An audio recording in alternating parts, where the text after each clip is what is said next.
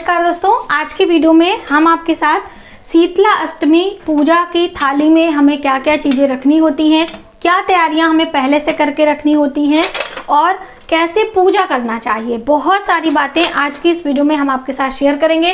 तो पहले तैयारी हमें कैसे कर लेनी है, जैसे कि शीतला सप्तमी का व्रत हम करते हैं।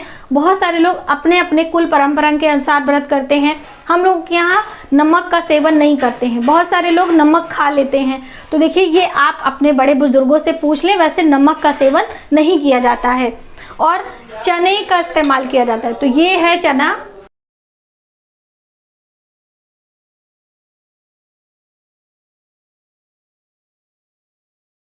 ये आपको चना एक दिन पहले भिगो के रखना है। इसी तरह से चावल भिगो के रखना है ऐपन के लिए। तो जैसे मैंने आपको बताया कि चावल का ऐपन बनाना चाहिए, तो आटा भी ले सकते हो। चावल का आटा यदि आपके पास है तो आप ले सकते हो। कई बहनों ने पूछा था कि क्या हम गेहूं के आटे का इस्तेमाल कर सकते हैं, तो आप गेहूं के आटे का इस्तेमाल नहीं कर सकते हैं। यदि आप भिगोना भूल गई हैं, आपके पास आटा नहीं है, ऐसे में आप सिर्फ हल्दी का इस्तेमाल कर सकते हैं। इन केस कोशिश करें कि चावल भिगो लें और उसके बाद उसका पेस्ट बनाकर उसमें हल्दी मिलाकर ऐपन तैयार कर लें। ऐपन से क्या होता है ना, हम लोग ऐसे दीवार पे छापा मारते हैं, तो 7 छापा मारा जाता है, तो इसके लिए आपको चावल के आटे की ही आवश्यकता होगी।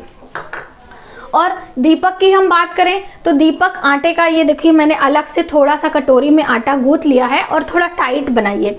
और आटे का ठंडा दीपक लगाया जाता है, दीप नहीं प्रज्वलित किया जाता, यानी कि उस दिन गैस चूल्हे का जो है इस्तेमाल नहीं किया जाता है, अग्नि का स्पर्श नहीं करना है। तो पहले आटे का दिया तैयार कर लेते हैं और धूप बत्ती वगैरह ऐसे आप भाव से कर लीजिए, उसमें अग्नि का स्पर्श नहीं करते हैं। तो हम लोग इस तरह से फटाफट से आटे का दीप तैयार कर लेते हैं।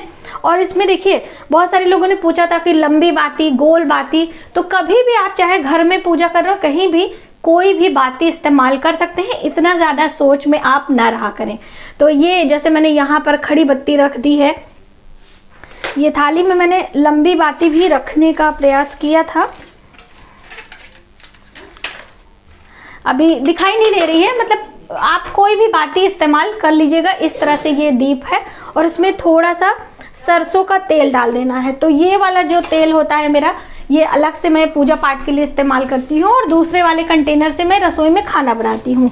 तो जैसे हमारे यहाँ हमारी सासू माँ कहती थी कि जब भी हम पूजा के लिए कोई चीज़ इस्तेमाल करें तो वो जूठी नहीं होनी चाहिए। तो इस तरह से ये देखिए, थोड़ा सा ये हमारा आटे का दीपक तैयार हो गया। इसे हम थाली में रख लेते हैं। और अब हम पूजा की थाली में और क्या क्या रखें ये भी हम आपको बता देंगे। तो इस तरह से आप सभी के पास में चौघड़िया होती है, जिसमें हल्दी और कुमकुम, जिसे कि आप रोली कहते हैं, और थोड़े से अक्षत, जो आपने ये चावल भिगोए हैं ना, इसी में से थोड़ा सा, ये इतना सा यहाँ पे अक्षत आप रख लीजिए। और थोड़े से भीगे हुए चने, तो यहाँ पे मैंने चने भिगो के ऑलरेडी रखा हुआ है और आपके सामने अभी भिगो के दिखाया। तो थोड़े से चने चढ़ाते भी हैं। ये यहाँ पे चना मैंने रख लिया है। एक पात्र में जल, तो बासी यानी कि एक दिन पहले का ठंडा जल इस्तेमाल करते हैं। तो इस तरह से ये हमने यहाँ पे रख लिया। और श्रृंगार की चीज़ें बहुत ज़रूरी है, क्योंकि हम देवी की पूजा कर रहे हैं। तो श्रृंगार में बहुत ज़्यादा, जैसे बहुत सारी बहन पूछती हैं कि मैम हमारे पास इतनी सामग्री नहीं है, ऐसे हम नहीं करते हैं। तो आपके पास जो भी है, आप पूर्ण श्रद्धा भाव से पूजा करने का प्रयास करें। धीरे धीरे आप ये सभी चीज़ें अरेंज कर पाएंगी। तो ये इस तरह से पूजापा का सामान मिलता है, ये 10 रुपए में आराम से आपको मिल जाएगा। आप चाहें तो जब भी मार्केट जाएं इकट्ठे लाके रख सकते हैं, या फिर आपके पास नई चूड़ियाँ हो, इस तरह से अलग से आप रख लीजिए। इस तरह से महावर है, और ये चुंदरी कपड़े के रूप में, आपके पास कोई ब्लाउज का पीस है, या फिर आप माता रानी के जो चुन्नी चढ़ाई वो भी आप रख सकते हो। यदि ऐसा कुछ भी नहीं है तो आप सिर्फ ये मौली जो आती है, इसका भी वस्त्र पहना सकती हैं। तो कहने का मतलब है कि आप भाव से पूजा करें, बहुत ज़्यादा चीज सामान पर के कारण आप परेशान ना हो। बहुत सारी बहनें परेशान हो जाती हैं, तो मेरा वीडियो बनाने का यही मकसद था कि आप परेशान ना हो, सारी चीज़ें आप सुविधा के अनुसार ले सकते हैं। तो यहाँ पे ये दक्षिणा है, दक्षिणा बस मैंने सिंपल सा रखा है। अभी इसको क्या करना है वो भी हम आपके साथ शेयर करेंगे। ये है दही। तो दही भी आपको एक दिन पहले ही जमा के रखनी है। जैसे आप चावल भिगोते हैं, चने भिगोते हैं, इसलिए तरह से दही जमा के घर में रख लेनी है। फलों की हम बात करें तो ऋतु फल कुछ भी आप ले लीजिए, जो भी आपको मिल जाए। आप इस मौसम में अंगूर आते हैं, संतरे आते हैं, केले आते हैं, आप वो सब ले सकते हो। अब पान की बात कही गई है, तो देखिए पूजा वाला पान आपको लेना है तो आप 2 पान ले सकते हैं। एक में गौरी गणेश की स्थापना कर लीजिए, 1 पान और 2 लौंग, हरी इलायची करके आप माता को भोग लगा सकते हैं, तो वो भी आपको थाली में रखना है। और पुष्पों की माला, तो देखिए अगर खुले पुष्प हैं तो आप वो ले लीजिए, या फिर पुष्पों की माला भी आप रख लीजिए। ये है लंबा दीपक, मैंने बताया था ना कि मैं अभी इधर उधर मेरा हो गया है, तो इसमें मैं रख देती हूँ इस तरह से। और क्रॉस बत्ती लगाना चाहिए। बहुत सारे लोग पूछते हैं कि मैम आप हमेशा क्रॉस बत्ती लगानी चाहिए, तो जोड़े से बत्ती लगाने का है तो इसको आप थोड़ा सा इस तरह से करके इस तरह से क्रॉस कर दीजिए इसमें। और चाहे तो आप गोल बाती लगा सकते हैं, कोई भी आप लगा लें ज़्यादा। ये तो ये हमने रख लिया है। और ये धूप बत्ती बस भाव से दिखानी है और इसका इस्तेमाल हमें नहीं करना है। और ये हैं पुष्प, थोड़े से खुले पुष्प हैं जो कि माता को आसन वगैरह देने के लिए काम में आते हैं। और ये जल है, माता को पीने के लिए हम रखेंगे। जब हम भोग लगाएंगे तो थोड़ा सा जल भी माँ के पास रखना चाहिए आचमनी पूजा करने के लिए। और जैसे कि मैंने आपको बताया कि दक्षिणा और सिंदूर की डब्बी, तो ये हो गई हमारी पूजा की थाली बिल्कुल रेडी हो चुकी है।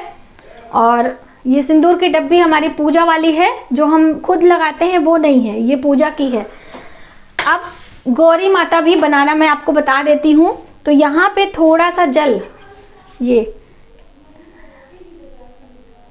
थोड़ा सूखा रखिए वरना बहुत ज़्यादा हो जाएगा तो गौरी माता बन नहीं पाएंगी। बहुत सारी बहनें कहती हैं कि मैम हमारी गौरी माता टूट जाती हैं, तो थोड़ा सा आप अच्छे से मिक्स कर लीजिए पानी को।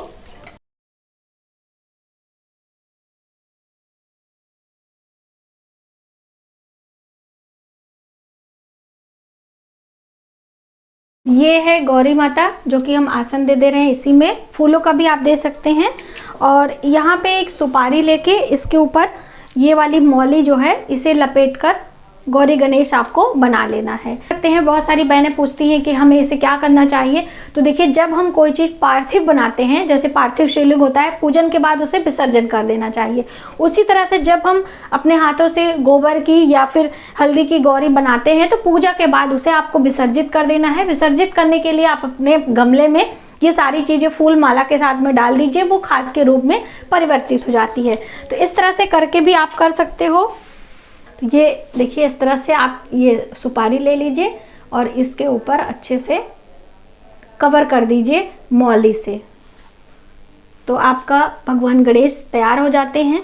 और गौरी माता भगवान गणेश की पूजा के बिना आपकी पूजा अधूरी होती है, तो आप इस तरह से कर लीजिए। यदि आप मंदिर जाती हैं, बहुत सारी बहनों ने पूछा था कि हम मंदिर जाते हैं, तो ये देखा आपने, ये गौरी गणेश हो गए। अब इन्हें आप पान के पत्ते पे भी रख सकते हैं, और आप ये है पान का पत्ता, इसके ऊपर भी आप रख सकते हैं और फूलों पर भी आसन दे सकते हैं। तो इस तरह से आपको थाली तैयार कर लेनी है। जैसे कि मैं अपनी बात करूं तो हमारे यहाँ हम लोग घर में पूजा करते हैं। नीम के पेड़ में जल दिया जाता है, नीम के पेड़ की परिक्रमा की जाती है, और उस दिन नीम के पत्तियों को तोड़ना नहीं चाहिए, उन्हें हानि नहीं पहुंचानी चाहिए, सिर्फ उनकी पूजा अर्चना करनी चाहिए। तो इस तरह से आप पूजा की सभी तैयारियां कर लीजिए। एक दिन पहले ही भोजन पकाया जाता है, तो बहुत सारे लोगों के यहाँ सुबह 3 बजे उठ के बनाते हैं, बहुत सारे लोगों के यहाँ रात में बनाते हैं। तो जो आपके यहाँ होता हो आप बना लीजिए। हमारे यहाँ रात को ही भोजन बनाकर ढक दिया जाता है। हलवा पूरी ये माँ को चढ़ता है, चना और दही और बतासे। तो बतासे अभी हम मंगा नहीं पाए तो आप माइंड मत करिएगा, बतासे अभी हम मंगा लेंगे।